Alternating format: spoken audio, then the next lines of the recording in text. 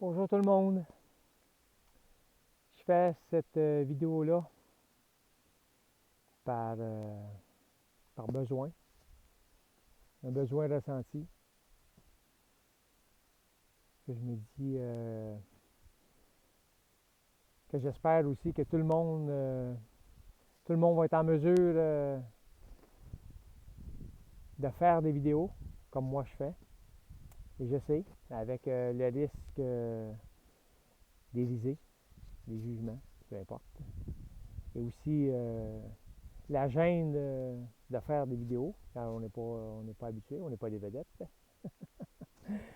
Non, tout de même, c'est ça, je tenais à faire cette vidéo-là car je trouvais ça très important présentement avec ce qui se passe, de donner mon point de vue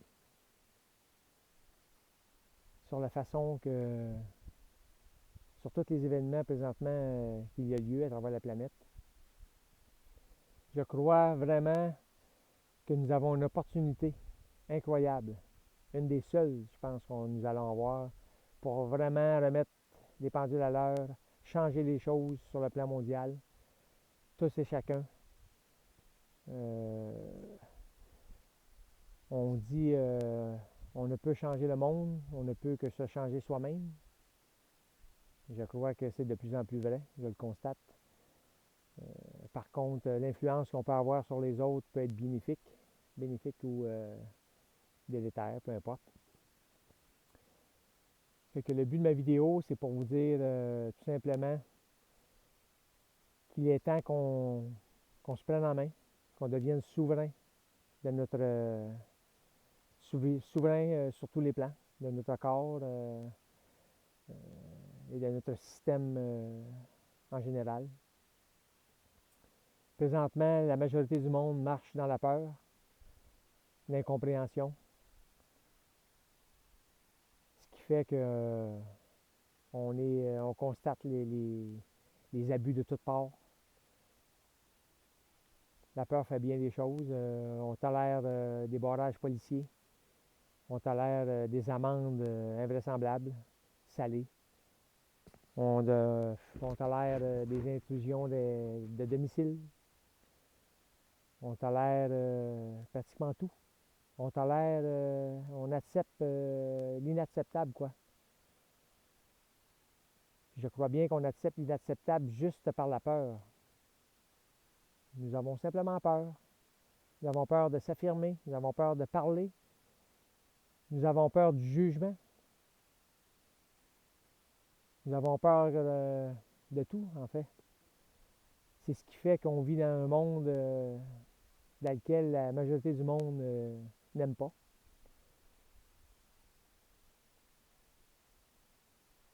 On le constate de plus en plus. Un monde, on dit un monde de fous. Je ne crois pas que le monde est fou. Je crois plutôt que nous acceptons des situations qui sont folles. Tout ça pour dire que oui, il est temps de se lever tous ensemble, de dénoncer le plus ardemment possible, de dénoncer des situations qui sont aberrantes. Oui, je suis conscient que le COVID a fait des morts, 2,5 millions, je crois, ou à peu près. Mettons 3 millions, 4 millions, mettons 5 millions sur 7,8, 8 milliards à peu près aussi de personnes. Posez-vous vraiment la question.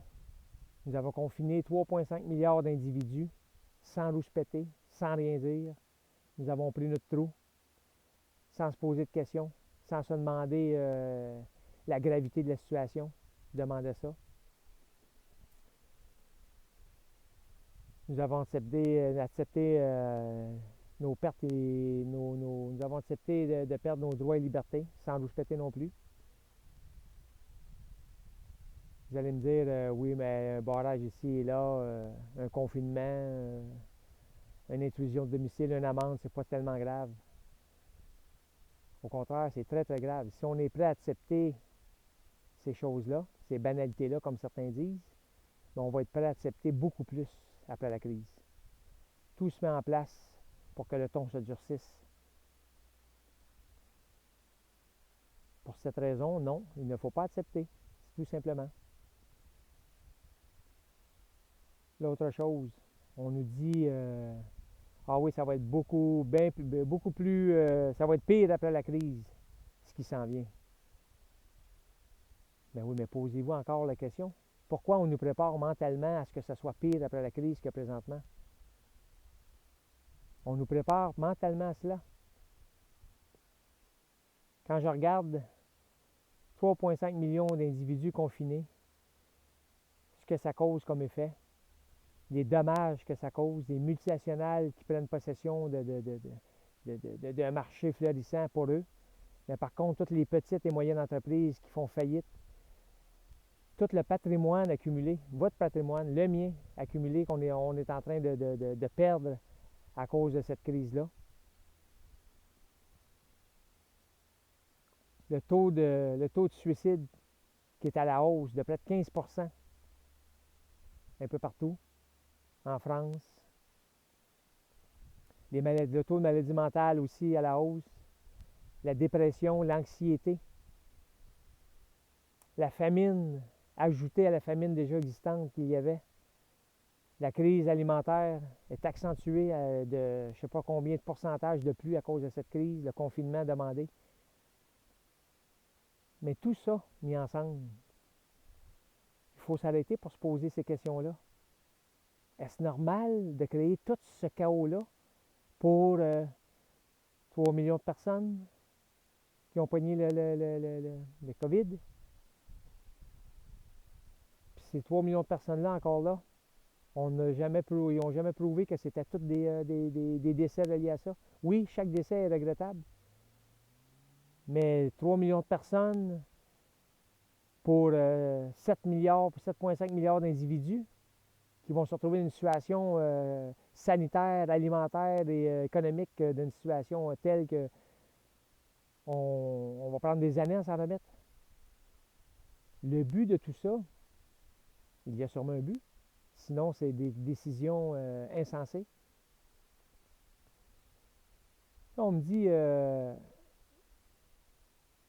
Robert, oui, fais attention, il y a beaucoup de fake news, il y a plein de choses qui sont invraisemblables. Oui, j'en conviens. Je suis assez logique et intelligent pour faire la part des choses. Mais mon raisonnement, la façon que je fonctionne, c'est je regarde les incohérences. Tout être humain, à la base, est curieux et veut savoir c'est quoi, c'est pourquoi ça. Mais c'est ce que je fais. Quand je regarde une incohérence, je l'analyse, puis je veux savoir pourquoi c'est incohérent, pourquoi qu'un gouvernement me dit une chose et est incohérente avec un autre. Fait qu'à partir de là, oui, je comprends qu'il y a des fake news. J'en suis conscient. Mais aussi, à qui servent ces fake news-là? Vous posez la question. À qui profitent les fake news? Ça profite sûrement à un groupe d'individus. Parce qu'en mettant des fake news autant, puis en tentant de décortiquer ce qui est une fake news et ce qui ne l'est pas, beaucoup de personnes vont partager des fake news. Mais ça dilue la vraie information. Ça dilue le vrai sens d'une information qui est importante ou cruciale ou capitale, peu importe. Quand Facebook ou Google censure des vidéos, quand on a juste la pensée unique présentement, quand vous avez des chercheurs, des centaines de chercheurs à travers le monde qui dénoncent la supercherie de la COVID, qui dénoncent l'OMS, qui dénoncent les pratiques présentes, quand il y a des philosophes, des médecins, des chercheurs, peu importe, des gens comme vous et moi qui ont une autre façon d'interpréter les choses, une autre compréhension du problème. Quand toutes ces vidéos-là sont censurées, il faut se poser la question. Pourquoi qu'on censure des vidéos? Moi, c'est ma libre expression, c'est mon droit de m'exprimer comme je le veux. Si je veux sortir d'une théorie complètement loufoque, c'est mon droit.